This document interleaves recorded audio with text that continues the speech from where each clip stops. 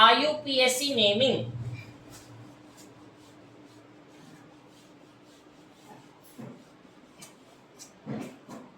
कुछ एलिमेंट्स जिनका atomic number बहुत ज्यादा हाई होता है, वो एलिमेंट्स नेचुरली नहीं पाए जाते, उन्हें लैब में हमें प्रिपेयर करना पड़ता है।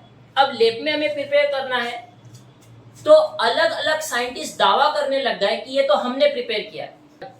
हाई एटॉमिक नंबर वाले एलिमेंट्स जिनका एटॉमिक नंबर बहुत ज्यादा होता है, वो एलिमेंट्स नेचुरली नहीं मिलते हैं, वो हमें लैब में आर्टिफिशियली बनाने पड़ते हैं।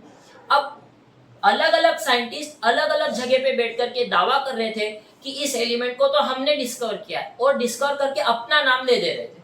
तो एक ही एलिमेंट के कई सारे नाम हो गए, क्योंकि हर देश में अलग अलग देशों में अलग अलग साइंटिस्ट ने अपने नाम पे एलिमेंट को नाम दे दिया था।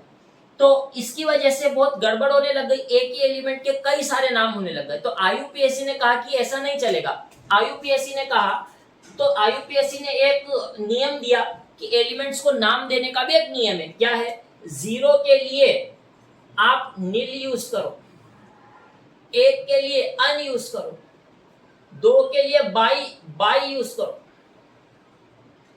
3 के लिए ट्राई यूज करो, 4 के लिए क्वाड यूज करो, 5 के लिए पेंट यूज करो, 6 के लिए हेक्स यूज करो, 7 के लिए सेप्ट यूज करो, 8 के लिए ऑक्ट यूज करो, और 9 के लिए एन यूज करो। और साथ में आपको एक सफिक्स इयम भी लगाना, ये तो आपको यूज करना ही है, साथ में आपको एक सफिक्स इयम भी जोड़ना है। ठीक है, तो मैं एक एग्जांपल देके दिखाता हूं कि आपको कैसे करना है। अच्छा, ये IUPAC naming about atomic number about 100 वालों के लिए करनी है। एटॉमिक नंबर जिनका 100 से ज्यादा एटॉमिक नंबर है, उन्हीं के लिए यूज होगा। तो सफिक्स जैसे मैं इस्तेमाल करूं 101, आपको इसके लिए IUPAC नाम लिखना है तो 1 के लिए अन, 0 के लिए नील, और 1 के लिए अन, और पीछे आपको सफिक्स यूज करना है इयम। तो क्या हो गया? अन नील अनियम। ऐसे 102 के लिए अन नील बियम, 103 के लिए अन नील ट्रियम, 104 के लिए अन नील क्वाडियम, 105 के लिए अन नील पेंटियम, 106 के लिए अन नील हेक्सियम, 107 के लिए अन नील सेप्टियम, 108 के लिए अन नील ऑक्टियम,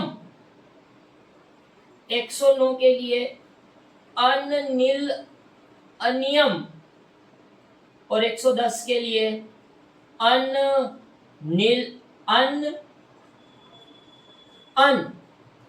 नीलियम। ये तो आप इस तरीके से नाम लिखेंगे। अच्छा, इनका एक एलिमेंटल नेम भी होता है, इनका एक एलिमेंटल नेम भी होता है। ठीक है, तो देखिए आपको ऐसा बोल सकते हैं कि आप 101 का IUPAC नाम बताएं, ये IUPAC नेम है, IUPAC नेम है। और इनके एलिमेंटल नेम जैसे 100 को हम मेंडेलेवियम बोलते हैं, मेंडेलेवियम। 102 को बोलते हैं नोबिलियम, 103 को लोरेंशियम, 104 को रदरफोर्डियम, 105 को बुडनियम, 106 को सिबोर्जियम, 106 को मेंडेलियम, नोबेलियम, लोरेंशियम, रदरफोर्ड, बुडनियम, सिबोर्जियम, बोहरियम, हैसियम, मिटनेरियम और डंगस्टेडियम। ठीक है। तो आपसे नीट में एक बार ये सवाल आया भी था, शायद 2020 में आया था। आपको कह देंगे कि 103 एलिमेंट का एलिमेंटल नाम बताओ, तो 103 का एलिमेंटल नाम लोरेंशियम दे देंगे।